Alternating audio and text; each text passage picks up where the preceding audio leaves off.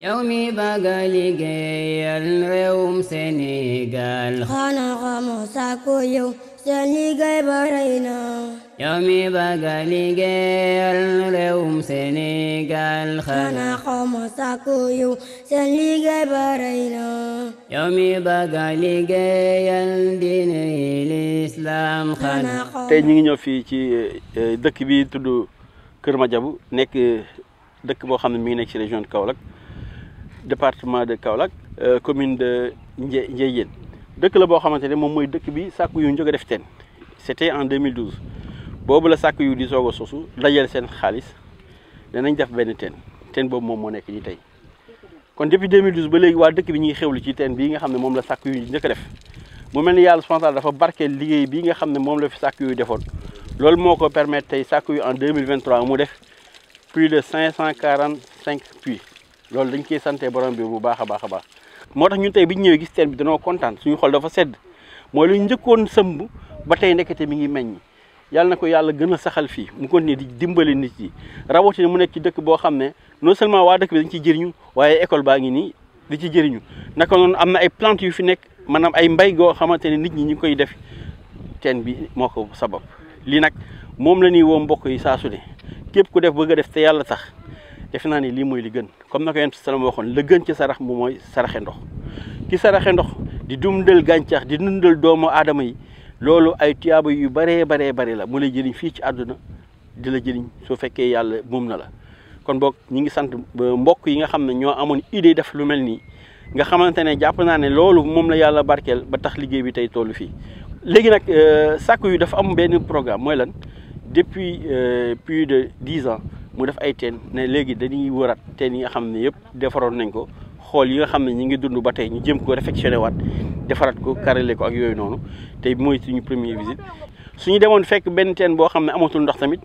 yéene bi moom mooy gasaat ko mu amoon ndox ñu rénové waat ko su ko defee dëkk bi mën di jëriñoo teen boobu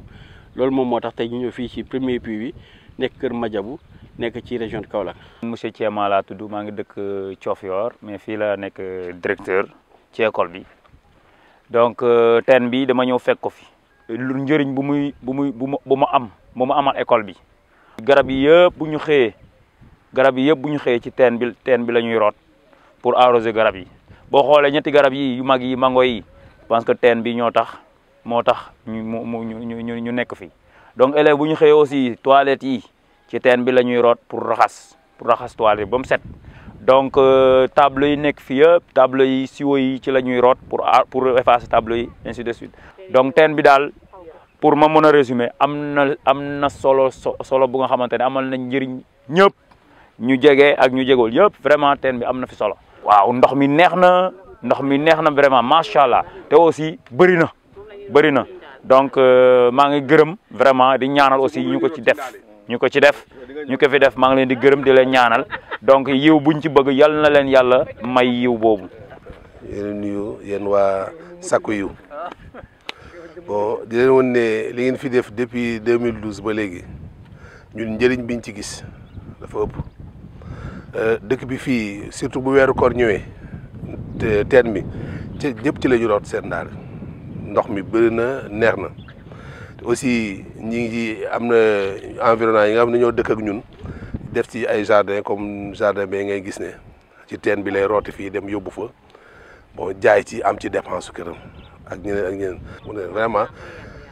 ñu ngi leen di sant di leen gërëm salaamaaleykum wa rahmatulah. Dans le cadre du programme de suivi de l'accès à l'eau, donc des puits réalisés par Sàkku Yiw Action pour l'Espoir, nous sommes dans un endroit très spécial pour nous. Nous sommes dans le village de Kër Madiabou qui se trouve dans la région de Kaolack. Le village qui a accueilli le premier puits de Sàkku Yiw Action pour l'Espoir que nous voyons ici, le puits Ousmane Boun Affan, donc qui a été réalisé en 2012, un puits qui a vécu 11 ans et que nous sommes venus voir ce matin. Visite spéciale et visite fructueuse puisque nous avons trouvé un puits en très bon état avec beaucoup d'eau et une grande utilité pour ce village. Une grande utilité parce que le puits est à côté de l'école ici qui utilise le puits et pour l'arrosage des arbres qui sont au niveau de l'école. Les grands manguiers que nous voyons ici sont des manguiers qui sont le fruit de ce puits. Les élèves l'utilisent pour l'arrosage des petits arbres, pour les toilettes que nous voyons de l'autre côté, et ainsi de suite.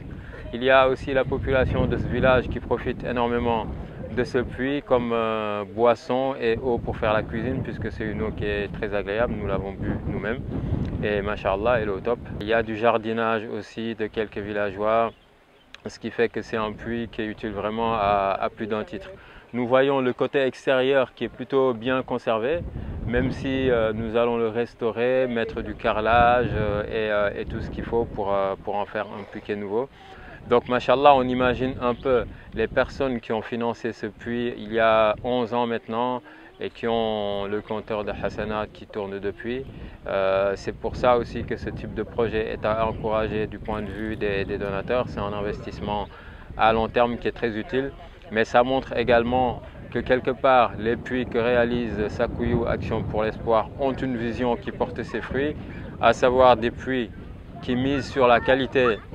et non pas sur un prix peu cher. Nous misons sur la qualité et sur la durabilité du puits, de sorte que plusieurs années après, notre objectif c'est de faire des puits qui font 30, 50 ans et au-delà. C'est pour ça que nous misons sur la qualité. Alhamdulillah, au vu de ce résultat, nous pouvons espérer que ça ira beaucoup plus loin, Inch'Allah. Donc après 500 puits réalisés, nous revenons sur les puits que nous avions fait précédemment pour montrer un peu le résultat et pour encourager aussi sur le fait qu'il faut continuer à en faire puisque les besoins sont là et en termes d'investissement pour le donateur, c'est quelque chose d'important. Donc Barakallahu Fikoum, nous reviendrons après la restauration extérieure de ce puits pour montrer le résultat final, Inch'Allah.